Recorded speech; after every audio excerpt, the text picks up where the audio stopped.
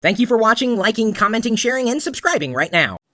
Got a question here asked on LockerGnome.net by Phidias Bob, and he's wondering if there are things you should not do with a laptop that is normally okay to do with a desktop. I think it's a fair question to ask. I think the only thing that I wouldn't do with a notebook computer or a laptop, some type of portable system, things that I wouldn't do on this type of computer versus a desktop computer, if I really needed to do anything that was memory intensive or processor intensive, I likely would not use a notebook computer because they tend to be underpowered. That's just the way they are. I mean, they can be powerful. Yes, that's what they're designed to do in some cases, being desktop replacements. Still, you usually can get much more oomph out of your system if it's a desktop computer. Not always the case, just generally speaking. This here is a very powerful notebook. And yes, if you hadn't already realized, or if you didn't know, I'm not at home right now. I'm traveling, having some fun on a vacation that I forced myself to take.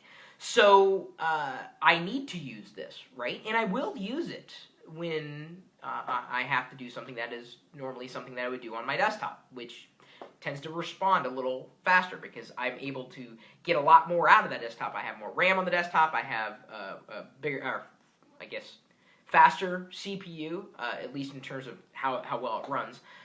Everything else is pretty much the same. I mean, I'm able to move around with a notebook computer or a laptop. That's its benefit. And the big drawback of a desktop is that you really don't want to lug it around. But really, things you should not do with a laptop, normally okay to do with a desktop. I can't think of anything else, quite honestly. I mean, desktop replacements are out there. I would consider this particular notebook computer, sponsored by PC Pit Stop, a full desktop replacement, or at least desktop replacement enough. I could get the same kind of hardware for it. I could plug in the same kind of hardware, USB ports aplenty.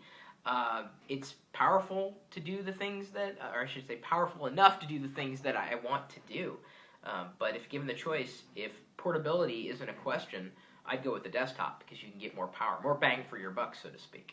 Things you should not do with a laptop. Boy, that's a really good question. That's the only answer I can think of. Maybe you have a different answer. My email address, chris@pirillo.com, or you could leave a video response to this video. You could even follow up on the thread on LockerGnome.net if you can find it there, because we get a lot of questions being asked on the website, even though it's only a couple months old.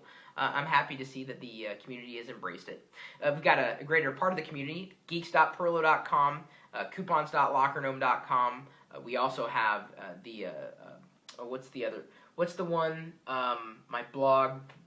If you Google the word Chris, you'll find it. It's chris.pirillo.com. And then as a part of that, we also have a live video feed. I post my tweets through it. I've got the Facebook feed going there, at Chris Pirillo, or facebook.com/Chris Pirillo.